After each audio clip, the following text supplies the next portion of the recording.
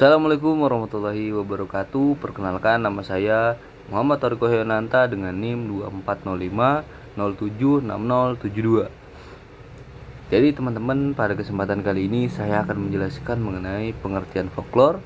Bagaimana sih sejarah tentang folklore di Indonesia? Kemudian apa saja sih jenis-jenis dari folklore itu sendiri? Oke, kita masuk kepada pengertian folklore. Folklore adalah cabang ilmu pengetahuan yang mempelajari kebudayaan tradisional suatu masyarakat. Nah, folklore sendiri itu terbagi menjadi dua suku kata, yaitu folk dan lore. Nah, untuk folk sendiri itu merupakan sekelompok manusia atau suku yang memiliki ciri fisik, terus budaya dan sosial yang sama sehingga dapat dibedakan antara kelompok satu dengan kelompok yang lain. Kemudian untuk lore sendiri itu merupakan pengetahuan dan tradisi nenek moyang yang disampaikan secara turun-temurun melalui lisan, perilaku, serta benda-benda peninggalan zaman dahulu. Jadi teman-teman, folklore sendiri itu dapat diartikan sebagai tradisi dan kebudayaan suatu kelompok masyarakat yang diwariskan secara turun-temurun ke generasi seterusnya, yang tujuannya adalah untuk menyampaikan nilai moral, norma sosial, dan identitas suatu budaya daerah. Seperti itu teman-teman, pengertian dari folklore itu sendiri. Kemudian kita lanjut kepada sejarah folklore di Indonesia.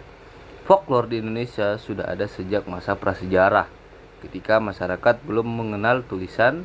Pada masa itu cerita rakyat, mitos, dan legenda itu digunakan sebagai alat pendidikan serta hiburan bagi mereka, serta penjelasan tentang alam dan kehidupan. Kemudian seiring waktu, folklore berkembang dan dipengaruhi oleh budaya Hindu, Buddha, Islam, dan Barat, namun tetap mencerminkan kearifan lokal setiap daerah di Indonesia. Seperti itu gambaran kecil dari sejarah folklore di Indonesia, teman-teman. Kemudian kita masuk kepada jenis-jenis dari folklore. Terdapat 3 jenis folklore, yaitu folklore lisan. Folklore yang disampaikan sepenuhnya melalui lisan, seperti cerita rakyat, legenda, mitos, pantun, dan peribahasa. Kemudian ada juga folklore sebagian lisan. Nah, folklore ini itu tidak sepenuhnya lisan, namun dia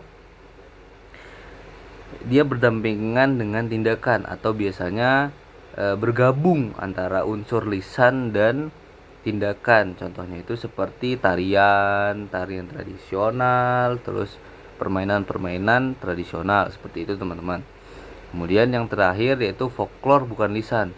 Nah, untuk folklore yang ini itu bentuknya sama sekali tidak ada yang lisan, tapi bentuknya adalah visual, seperti rumah adat, pakaian tradisional, kemudian senjata tradisional, dan kerajinan tradisional. Seperti itu teman-teman.